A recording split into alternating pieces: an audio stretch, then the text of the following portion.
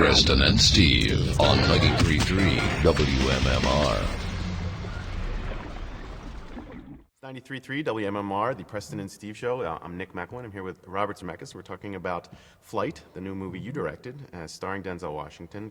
The movie was written in 1999 or thereabouts. Well, I think the first, half of it or something. I think he started writing it then, yeah. Okay, and then from what I read, Denzel picked up a script a few years ago, and then you did afterwards. So this is your first live-action movie in a number of years.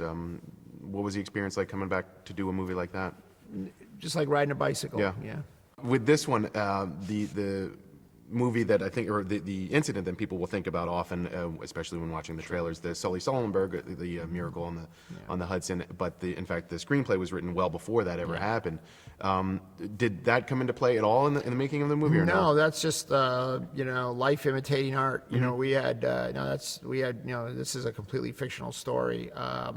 But there is this thing that happened in real life, and it is depicted in the movie, and that is that pilots who bring damaged aircraft in and save most people on board are they become instant media heroes. Is it important for you as a director to like the actors with whom you're working, and is it important for the actors to like you? Does it matter? It doesn't matter, although it just makes going to work easier. Yeah. I mean, I like people to like me. Yeah. Do you watch your movies after you've directed them? I sort of catch up with them maybe 10, 15 years later. Would you ever look back on a movie and wish you had changed something about it? No, I actually look back at them and think they're pretty good. That's good. Yeah. That's something to be proud of. Yeah. When casting a movie like this, obviously the star is incredibly important, but you have this surrounding supporting cast and people like Don Cheadle and John Goodman.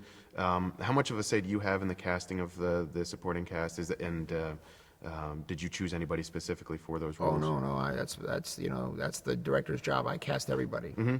I mean, and I was, what's great about having Denzel, starring in your movie is you get all these great actors who want to work with them. So, you sort of have your pick of all the best actors that are available. The CGI, the effects that go into the flight, the crash especially, are will blow you away, as soon as you see them. When you sit down and you watch a scene like that, how long does it take to put together that type of a scene? And you mean in the editing room? Yeah. Oh yeah, that was the most time intensive. I mean, that takes a lot of time, and that of course is where it's built, and that's of course where it's basically written. I mean, when you shoot a sequence like that, you're grabbing a lot of parts. They're all disjointed. You don't get a chance to run an entire scene from beginning to end. So you have to do it all in these pieces, and then you just start wading through all that stuff and start forming it and sculpting it. And it's all done in the cutting room. When looking back at your film career, and when you talk about movies like Back to the Future or Forrest Gump, and when dealing with historical events and then sort of incorporating them into your movies, I've always found that part of your filmmaking fascinating and fun and kind of cheeky in its approach.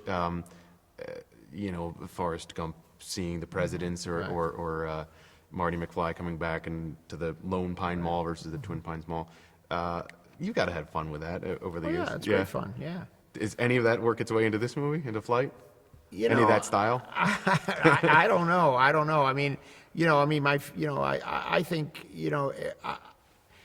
I approach every movie as its own entity. I don't try to put gags or jokes or things into it from past films, unless it's appropriate. But no, I think for me, the film starts with the screenplay, and whatever that is, that's what I have to realize. Preston and Steve on 93.3 WMMR.